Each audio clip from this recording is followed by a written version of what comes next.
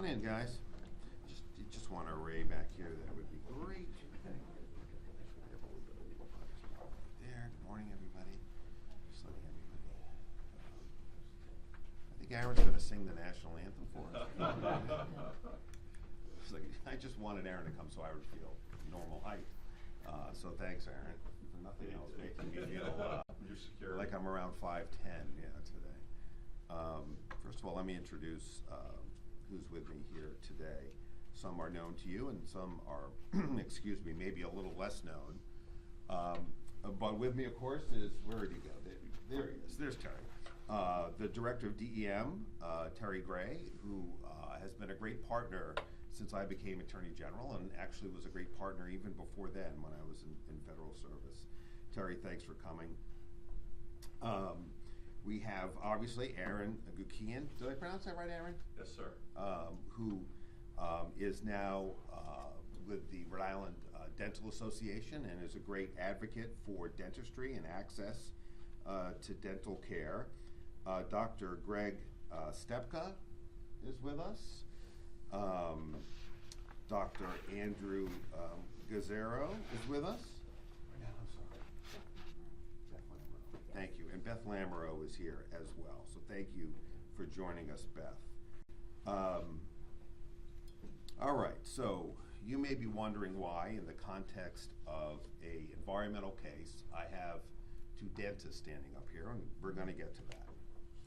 So first, let's talk about the Barletta case. The Barletta case, as you know, has been lingering in the Providence County Superior Court for some time. And it is born out of the 610 Connector project, which has a long and tortured history in its own right. But the bottom line with respect to the case is this. And these are facts that, regardless of what you may hear from Barletta today, because getting them to this point was not easy, and the extent to which they understand what they did and why it matters is not entirely clear to me even today.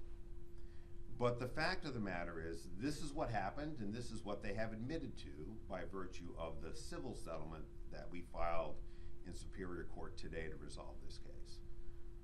They have admitted that they brought contaminated fill from Massachusetts to Rhode Island and lied about it. Tons of material from Massachusetts that was contaminated. It wasn't hazardous, but it was contaminated for certain. And they had an obligation, both by contract and under the law, to bring only approved fill by DEM to that site for obvious reasons. They knew that was their obligation. They ignored that obligation for expediency, if nothing else. And then when they were confronted by DOT and DEM, they lied. And that is why the price of this case for them is unprecedented and extraordinarily high. Now, you may remember that the federal authorities were also involved in this case and disposed of it about a year and a half ago. And in the context of that case, they resolved their case with a penalty payment by Barletta of $1 million. And when the federal government settled that case, that was a fork in the road for this office. We had to decide whether we would continue with our state case and under what circumstances, or to simply agree that the resolution by the federal government would be sufficient to hold Barletta accountable for the conduct that I just mentioned, and as I said, conduct that they have admitted to. There's no dispute that those are the facts, and I want to make that very clear today. And it was very clear to me then that $1 million was insufficient for the conduct that I just described. That $1 million would not, a payment of $1 million by Barletta would not reflect the gravity of what they did and the fact that they lied about it. And so we filed criminal charges against them and we went forward. We fought through a number of attempts by Barletta, and they changed counsel seemingly every day. But we won all of the skirmishes, and we were prepared to try this criminal case. But when you have a case against a company, and the conduct of the individual here in context is not as significant. He's been fired, and justifiably so, Mr. Ferrara. But what the key here is, what do we do with this company? And we did not have the evidence to charge the corporate officials in this case, or we would have charged them. So we charged the case that we had back when we charged it. But it was clear to me that for Barletta, for there to be any hope, at least, that Barletta learned their lesson, they were going to have to pay a lot more. And we've reached that point. I worked out the figure myself with then counsel for Barletta at least 8-9 months ago. And that figure then was $10 million, and that figure today is $10 million, and that number never moved. That number never moved over the last 10 months, with one exception, that in recent months, I have also insisted that Barletta pay an additional $1 million to reflect the work of this office, to hold them to account. I've got plenty to do here, and Barletta knew what it did a long time ago, and it was not necessary for it to take this long. But it has taken this long, and as a result, they're paying an additional $1 million, $750,000 to this office, and $250,000 to DEM.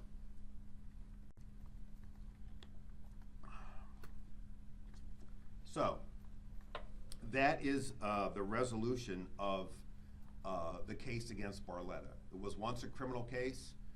From the beginning, it could have been a civil case, so we filed a civil lawsuit against them today.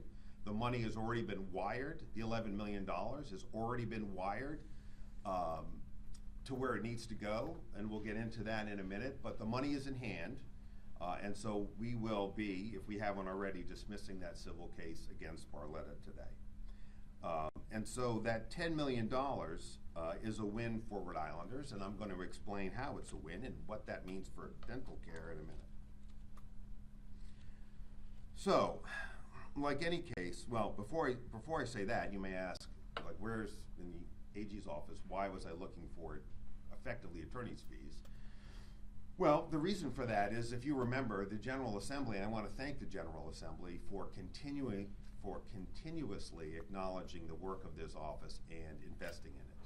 So if you recall, we received from the General Assembly 15 positions, I believe it was in 2023. But what we received was not the funding to support them. And so we have been supporting those positions from a fund which includes, at the time, I think it was around $15 million in legal fees that we recovered from the opioid companies when we sued them. And so that money pays for those 15 positions, but obviously over time that money is depleted. It'll pay for them for the foreseeable future, but as a steward of this office, as I hand it off to somebody else at the end of next year, I want that money to be continuously replenished, and so the $750,000 will go into that fund, as will other settlements of this type when it comes to legal fees, to make sure that we have the resources to bring these kinds of cases and frankly be as aggressive as we have been here and elsewhere. And so that's where that money will go, that $1 million will go. It would not be appropriate for me not to say what I'm about to say about the work here by the DEM and the prosecutors of this office. Sheila Paquette did, I don't know if she's here, I know she was over at the courthouse, but if she is here, is she here? She's not behind me, you can sneak in behind me, I don't think. Thanks, Terry. But when Sheila gets here, you know, I'll have a chance at a minimum to talk to her afterwards, but she was really dogged in this investigation. You know, there were opportunities for other state agencies, frankly, to get involved, and they didn't do it for whatever reason. But DEM like a dog with a bone, really stayed on this one, and because of their great work, you know, this case eventually got cracked. And look, DEM had, until recently at least, has not had the kinds of resources to easily do these cases. So Terry, I'm really grateful to you for keeping some of your resources where they're desperately needed in these kinds of cases. And Sergeant Paquette, Sheila Paquette, just did an amazing job. We had a bunch of lawyers that worked on this case: Steve Dambrook, John Marrera, among them Allison Carney from our Civil Division. This was a joint effort by our two groups, and they really did just an amazing job. Okay, so what to do with the $10 million? How do we use that $10 million to benefit Rhode Island and link it to 610? And we had a lot of conversations about that. We reached out, for example, to counsel for families who lived in the neighborhood when there were some dust issues out there. But they relayed back to us that they were going to follow their own course, and I respect that, and that's the most appropriate legal thing, frankly, for us and them to do, since we represent the state generally and not individuals. So we spent some time thinking about how do we ensure that this money actually impacts people that at a minimum have some link to that area. And it was last summer because I got I had the team reprint the article that I remember made a really large impression on me, and it was written by Johnny Williams of the Providence Journal. I don't know if Johnny's here today. Is Johnny here? Well, Johnny, your reporting left me heartbroken and speechless. And I'm sure you remember the story that I'm talking about, since you wrote it after all, and you know this is about dental care. But the article, the story begins with Dr. Stepka, who does a lot of work in the schools, particularly the Providence schools. And as he put it, he has examined the teeth of thousands of students in Providence. But there's one student in particular that haunts him to this day, and it was a 7-year-old girl, I believe it was, right, doctor? And she spoke Spanish, and the good doctor speaks a little Spanish, so that's a credit to him as well. And she was crying. And you know, he promised that everything would be okay, and they did a pinky swear if he could look in her mouth. And when she opened her mouth and he saw her bottom teeth, he knew instantly, right, doctor? You tell him. What did you know? I mean, they all have to be extracted too. I mean, it's just awful to see. So this little girl had to have all of her bottom teeth taken out. I mean, think about that for a minute. That changes your life forever. It literally changes your life forever. It's about self-confidence as you grow older. There's no child in Rhode Island, that should face that experience. I raised 2 children. They had dental care. So the thing they didn't worry about was their teeth. You know, I'm looking back at some of my staff here, including Keith Hoffman, who's worked on our lead paint project. And, you know, Keith could tell me I won't get it right, but it's more than 10%. I think it approaches 20% of kids that Keith is nodding that are lead poisoned in the Providence school systems. You get 20% that are lead poisoned. You've got little girls like this one, and she's not alone, sadly. In 2024, 1 in 4 Providence elementary and middle school students had unmet dental care needs. So we're not talking about they needed a cleaning, although they weren't getting those either.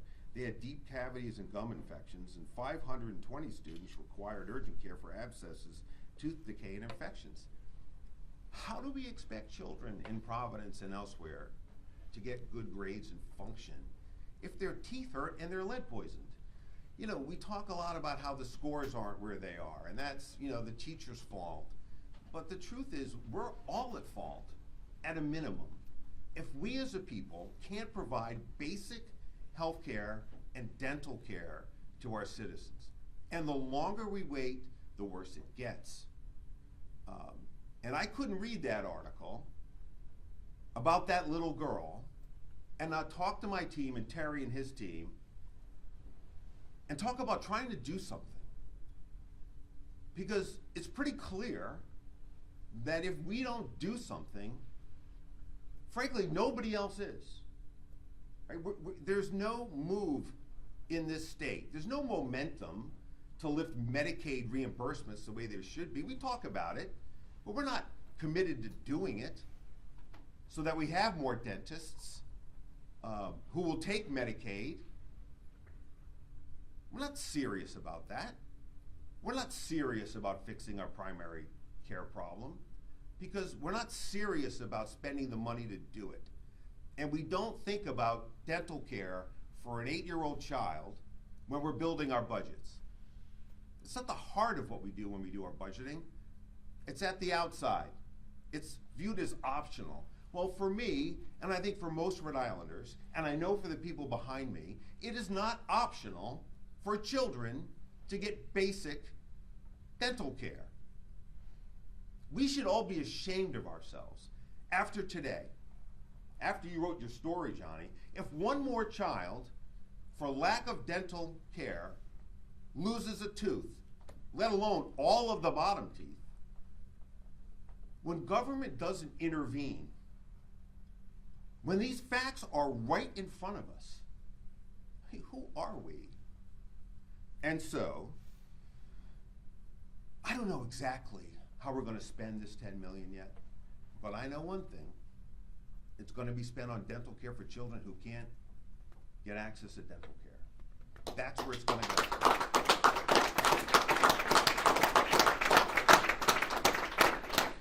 And it's going to be focused on kids who live in those 3 neighborhoods closest to 610, and if we can expand that out, we will. You know, this should be the beginning, frankly, of an acknowledgement by government that we have failed the people of the state of Rhode Island when it comes to dental care and health care and committing ourselves to fixing it. And you're going to hear more from this office about health care generally next week. All right. So we got $10 million. It's going to go to the Rhode Island Foundation. There will be an advisory committee, someone that I and my successors will appoint, someone that the Rhode Island Foundation will appoint to gather ideas to get this money into the field quickly. Now, whether that means mobile dental units or something else, I don't know. But we're going to be relying on our friends in the, you know, what I learned when we've talked a lot about healthcare is where do the ideas come from? Not from people like me. They come from people like them, okay? People who work every day with children and know what it takes to make their lives better. So that's where the money's gonna go. It's gonna go to children's health, first and foremost. We're gonna get great ideas from people who are already doing it. There are a lot of doctors, like the ones next to me, and others. Dr. Fatini, as she goes by, her last name is Dionysopoulos. I have a lot of Greek friends, so I feel like I did a good job with that last name. She goes by Dr. Fatini. She wishes she could be here. She's president of the Rhode Island Dental Association. I have no doubt that she's buried in some kid's mouth or some today as we speak. God bless her. But we're going to get great ideas from the Dental Association with Aaron's help and the dentist's help. And we're going to move this ball forward. And my hope is that others will join with us. 10 million can be everything we spend, or it can be a start. And my hope is that others will see the need here and match the money, contribute to the fund. We'll figure out a way to keep this going. And you know, I want every kid to have a smile they're proud of. I mean, my parents did that for us when I was growing up. I don't know how they did it, but they did it. And I want every kid to be able to open, even braces today are much more fun than they were when I was a kid. Whether it's braces or, you know, nice white teeth, even the fillings are white now. I want kids to be proud of their smiles. So, doctors, thank you. And look, you know, I want to thank the boots on the ground. I don't know if Sheila's come in yet. Did she come in? Yes. Where is she? She snuck in. I want to thank you. You're welcome. You were, as I said earlier, you were like a dog with a bone. And you fought where others stood aside. And I'm proud that people are standing behind us and not against the wall. These people behind us get it. And we're going to together fix this problem with the public's health. So I think we'll leave it there. Happy to answer questions, and you can ask questions of anyone behind me as well. How did you arrive at that 10 million plus the extra $1 million figure when talking with Barletta? Yeah, you know, I was their former counsel, Al Medici, and I go back a long way. We were prosecutors together, and I thought that if it was going to mean something, I thought 10 times what the federal government recovered would be a good place to start. I think the maximum we could have achieved at trial, had we taken it all the way through and won every fight, which is, you know, as we see, is not by any means a guarantee, would have been about 15 million. So I thought that $10 million sent the right message that this was serious conduct, and that was the number I gave Al, and that hasn't changed since that conversation, other than to add the $1 million later. So, you know, Barletta, for whatever reason, had a hard time coming to grips that we were serious. You know, you can change all the lawyers you want, but Al and I had that thing worked out, I don't know, 12 months ago, 9 months ago. So it took longer than it should have. You know, we've delayed getting, money out to children who need it, but we stood firm, and, you know, the team, John Marrera and Steve Dammer, were ready to try this case. They've been working really hard. They've been prepping witnesses. I pulled them out of some of those meetings, guys, so thank you. You could have snuck up here too, but, you know, they're a little shy sometimes. So that's how we got there. It seemed appropriate to me. It sent the right message, and it hurts. I mean, I think one of the reasons that Barletta took so long to come to the table, spending $10 million that's a lot of money, but it represents the scope of the harm here. Yes? So you have that money in hand. When can you expect it to start flowing? As fast as possible. Keith and I, who's been sort of my point on this, is as soon as we can get a good plan in place and get it out to children, we're going to do that. It's going to be a matter, I hope, of months or weeks and not years. I mean, my goal is to get this thing moving. If for no other reason, you know, I'm not going to be here for. I got 18 months to go. I want to see movement. You know, what I found, I felt this way as U.S. attorney, right? You're only given so many years to accomplish the kinds of things you want to accomplish. And this will go on after I'm gone, but I want to see real results as soon as we can. I mean, we've got the dentists ready to do it.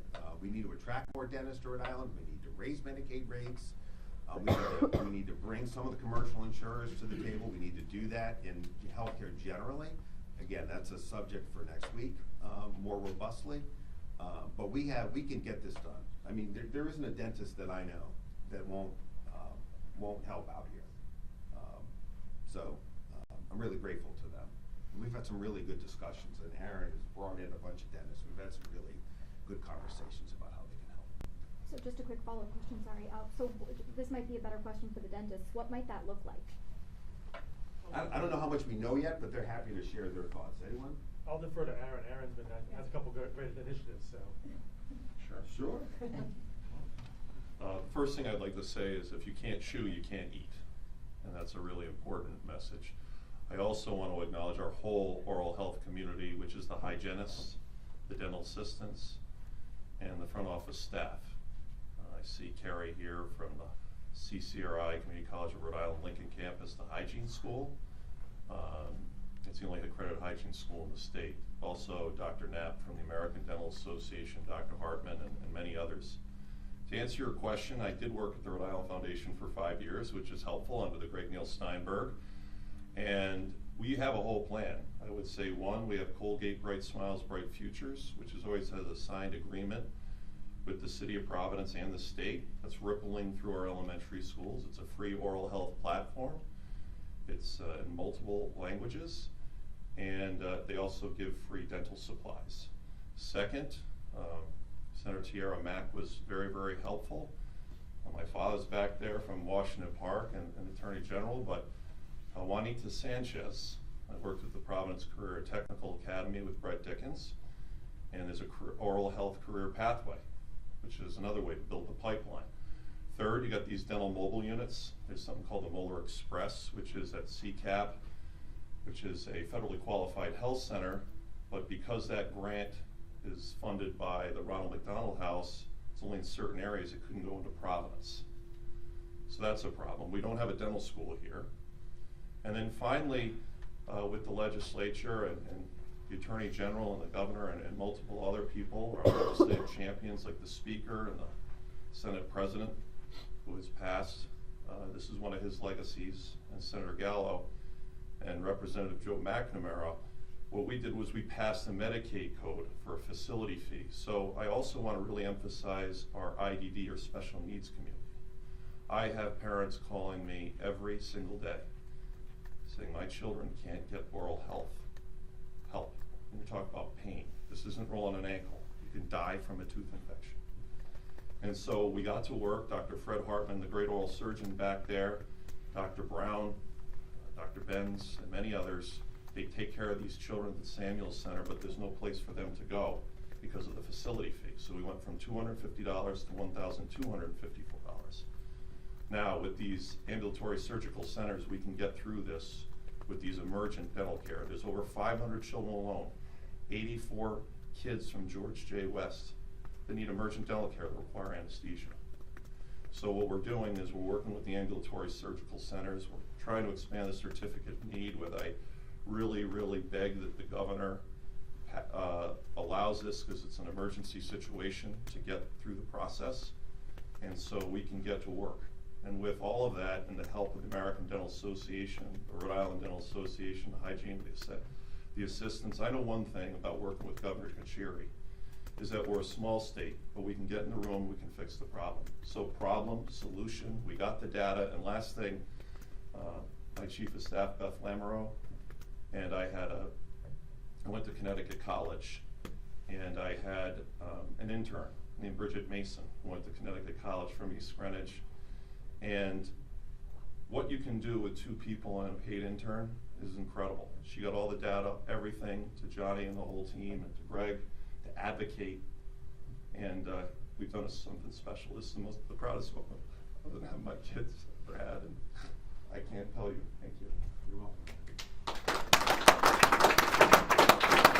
Right, so you can see we have a lot of people who are ready to dive in, and now we have the financial wherewithal to begin to do that work. Patrick, you had a question?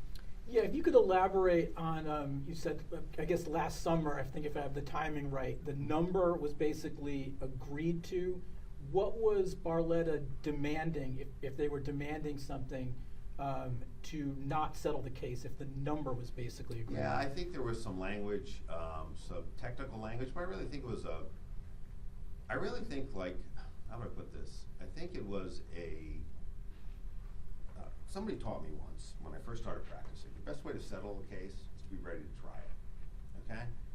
And what we've tried to do in this office, whether it's prospect or it's something like this, is let the people that we're negotiating know that we are ready to go all the way.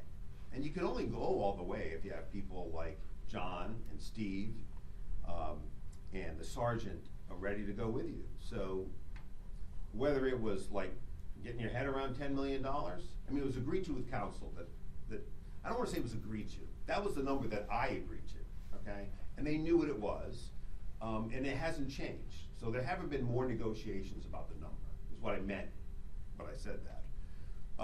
So, you know, I can't tell you, Patrick, exactly what was going on in their heads, but it seemed like, okay, they've agreed to it, well then they haven't agreed to it. And we're gonna change lawyers, and I don't know if people think that if you change lawyers, or you pick a lawyer that I know and it's gonna change, that's not the way it works. Like, we figure out what we think does justice, and then we do it. And if you take it, you take it. And if you don't, we're gonna go to trial. This trial gets closer.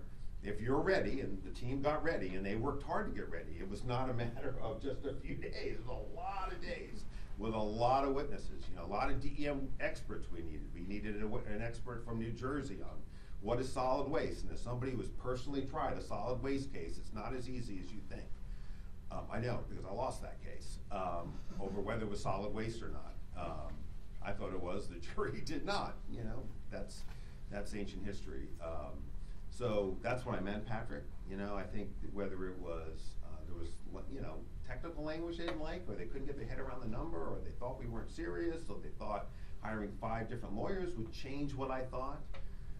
bottom line is, we didn't move off the number, they finally, you know, gave in, and here we are. And then get, on doing, I understand the motivation for having this money go to these, go to dental care. Yeah. But another option, as this was a state transportation project and Yeah. federally and state paid for, would be to have the settlement money go to the state. What was your thinking about having this money go through the Rhode Island Foundation, and instead of just having the money go to the state? Yeah, so I wanted to make sure, you know, I don't craft budgets, and I had really good conversations with the Speaker and the Senate President before we decided to go this route. This is not a typical multi-state where by state law the money has to go to the General Assembly. That's not how I read it, but I wanted to be respectful of state leadership, and so I talked to the late Senate President. Certainly we had communications with the new Senate President, but this was, as I said, this construct had been worked out, including the settlement agreement, you know, literally months ago, so nothing really changed. So I wanted them to understand what I hoped to do with it. They were supportive, both the Senate President and the Speaker, so why not just put it in the general fund? Because I feel that what Barletta did, and I think the team, the DM team agrees, in fact I'm confident they do, they impacted that neighborhood. You know, these are the kinds of neighborhoods that tend to get impacted by bad actors like Barletta. Like, who cares what's in the material? The people who live there are powerless. They don't have a voice. They're not gonna be able to pick up the phone and call somebody and complain. Nobody's gonna fight for them. And so they have their own lawyers, and that's the good news. Their lawyers, you know, if there's a civil action against Barletta, they'll pursue it, and that happens all the time. But I felt like we should do something. This is a lot of money. I mean, just to put it in perspective, this is a lot. $10 million is a lot of money, and I wanted it to be used for kids who are facing a crisis but live near that area, and that's why it will primarily go to kids who live in the West End, Olneyville, and Silver Lake neighborhoods. Now, that doesn't mean we can't expand it. That's not what it means. But that's where we want to start, because I felt like the families that lived in that neighborhood bore the brunt of this when it was going on. And look, I have no doubt that there are families that are there now that weren't there then, that were there then, that aren't there now, but you know, you can only pick certain moments of time and do the best you can. Do you have That's all we examples can of do. how families there were affected by the action of bringing in this non-compliant Well, there's been soil? some reporting by some outlets about how there was dust in the air and the dust ended up in the backyards, and you know, there may have been health concerns about that, and that's why those families hired counsel, and as I said, the litigation team had contact with them. And their response back to us was that, you know, they wanted to pursue their rights on their own, and that makes sense. As I've said many times before, when the state sues or brings a criminal action or brings an action against Trump, I mean, it's on behalf of the people as a whole, not you or me individually. So the question was, we've got this large amount of money, how do we use it?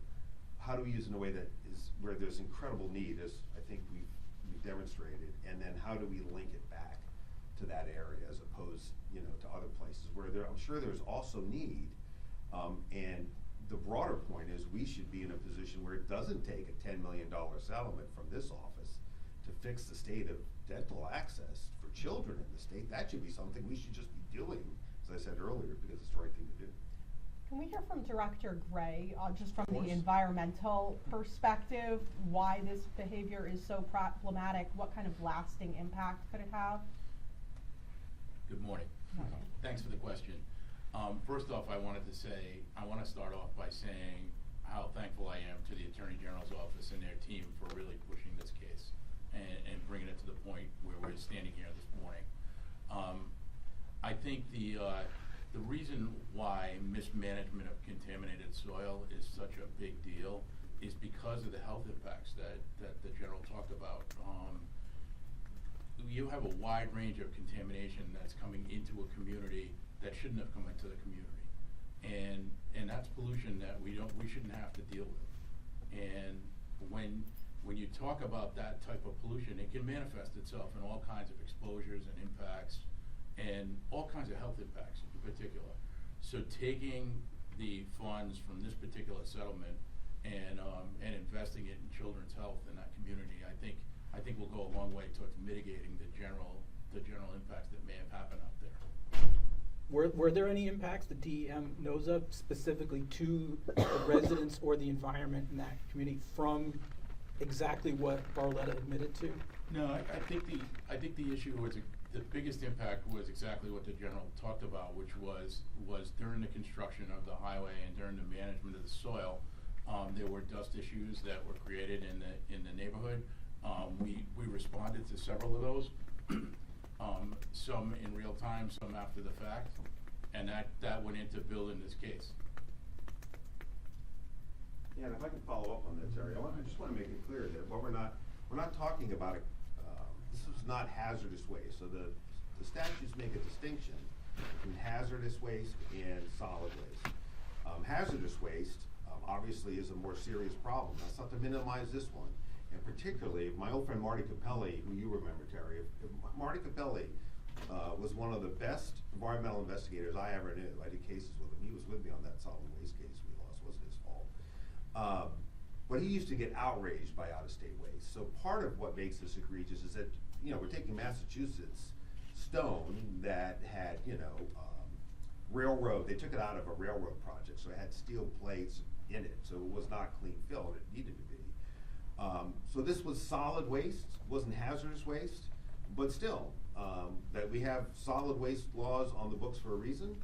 And again, what made this particularly egregious to me, and I think the team, was that not only was it out-of-state waste, but once it was identified as out-of-state waste, it was represented to be clean when it wasn't clean. It was contaminated, it wasn't hazardous, but it wasn't clean. And their obligation was to deliver clean fill. And as I think the director said when we announced the case together, a lot of the fill has been now buried out there, and it does not make any sense from an environmental protection perspective to dig it up and remove it. So we kind of are where we are, and hopefully that project lasts for a long time, and we know where it is, and if anyone needs to go out there, 20, 30 years down the road, maybe hopefully longer, they'll know where it is and can address it then. Are there other questions? Yes? I know you mentioned that state law doesn't require settlement money to go to the legislature. I'm just wondering, is there precedent in your office for this kind of arrangement with directing money from settlement to a nonprofit? Have you done that? Yeah, the prior administration did it much more frequently than I did. So there was a Volkswagen case involving lying about the amount of, from diesel engines, the amount of toxins that were going into the air. So the prior administration under Attorney General Peter Martin distributed that money to some environmental groups back, before I became Attorney General. I've tried to be I just acted a little differently. This case is different from some of the other cases where we've recovered monies on behalf. Take the opioids, for example. We were able to recover an additional $15 million in fees in that case, which has come to us. There are people who disagree on the scope of that statute. My view, frankly, is that this office should be allowed to keep more of the proceeds to help us function. Those 15 people that the General Assembly, the Speaker, and the former Senate President were good enough to provide to this office 2 years ago. Well, they come to work every day on behalf of the taxpayers, residents, being paid for by the opioid companies. That's a win for everybody. But I don't think the office should be funded that way, big picture. But I do think when the team works really hard and there's a recovery of some magnitude, then a portion of the recovery, above and beyond what you think the appropriate amount for recovery is, ought to be invested back into the office, because I understand the difficult financial times that the Speaker and the Senate President, the whole General Assembly are dealing with. Other questions? Well, if not, thank you. It's a really good day. Patrick, Do you know if with this settlement, the Barletta will be allowed to bid on federal projects again? Is there any language in the settlement that addresses that, whether they will be allowed to get out of the voluntary exclusion? Yeah, that's really between them and state and particularly federal regulators. I don't know the answer to that question. I do know this, that whether it will or it won't, our position in this case hasn't changed. It's been $10 million, 10 times what they pay to the federal government, because that will make a difference, and it represents the severity of the conduct. How they interface with federal highway and other regulators is not something that I really care about. It's a collateral issue that doesn't matter to me. What matters to me is, does this number represent the seriousness of the conduct? Will it do good for Rhode Islanders? And I think both of those things have been achieved. I'm really grateful, as I said, to the environmental team and the litigation team from the criminal division, who did a really, I mean, you don't get to this moment, but for literally more than hundreds, high hundreds of hours by investigators, prosecutors, and civil attorneys working hard and getting ready to try a case that I think the judge had set aside at least a month to try. So, you know, this would have been a long and difficult trial, for sure. Any other questions? How many witnesses were prepped for the upcoming trial? Steve, do you have a number, a round number? Probably about 50 or more. 50. So, I know this, when I needed to find Steve, I often couldn't find him. Because he was, I think, didn't you do most of it in Kent? We were actually, Director Gray made some space available for us, and myself, John, and Sheila spent a whole lot of time meeting with all sorts of. Yeah. So I would call Steve up, and it would be, well, what are you doing? Well, I'm prepping witnesses. Well, okay, fine, but I need you to help me with this problem. So thanks, guys, I appreciate it. Thank you, Sheila, very, very much. All right, anything else? Thanks for coming, everybody. It's a good day. Thank you. Thank you.